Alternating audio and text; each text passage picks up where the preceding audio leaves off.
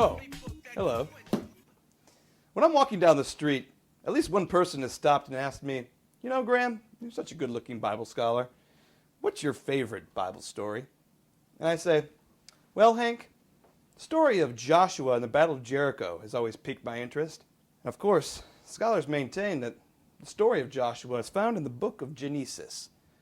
Others believe that it's found in the book of 2 Timothy. And others still think it's from the book of Job. But the truth is, friends, no one really knows where it's from. But believe me, it's in here. Anyway, back to the story. Joshua was the president of the Israelites. His father Moses had just died a tragic death while trying to swim across the Red Sea. So it was up to Joshua to lead the people of Israel to their new home. They're trucking along in their covered wagons. Some people die from dysentery, cholera, malaria, a lot of bad stuff. And they run smack dab into this huge city called Jericho. And some believed in those days it was pronounced Jericho, depending on your dialect. Anyway, Jericho is surrounded by these huge walls, probably like at least 10 feet high, 6'8" high, 17 feet high, at least, maybe 18, and like as wide as 3 monster trucks. At least, I'm talking at least 6 inches thick, made of solid pine, 2x4s of like solid birch. Like nothing's bringing these babies down. Holding up this entire city. Amazing. They go up to the door like Frodo, and they knock on the door, but no one answers. You know why? Because, little do they know, behind the walls of the city of Jericho lived Joshua's arch nemesis from high school, Goliath, King Goliath. He was the most evil king that ever lived. So they decided to camp out on the front lawn of Jericho, and Goliath was looking out at them with his telescope, saying, "Oh, you kids, always on my lawn." But then, all of a sudden, in his telescope, he spotted Joshua's wife, Delilah. And he said, "Wow, she's a hottie."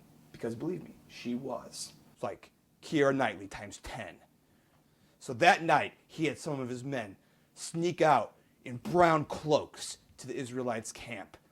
And they stole Delilah right out of her sleeping bag. The next morning, Joshua woke up and saw that his wife was missing.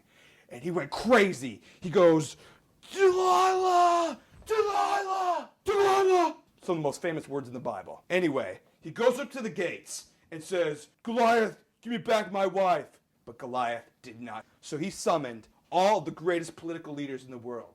Alexander the Great, George Washington, Arnold Schwarzenegger, Charlton Heston, and Chuck Norris. And they all came and had held a council, and they developed a plan.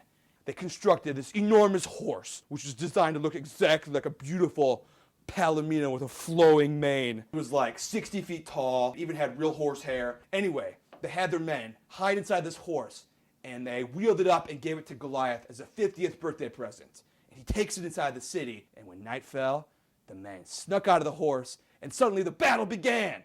And bombers start flying overhead, sending the bombers, dropping missiles.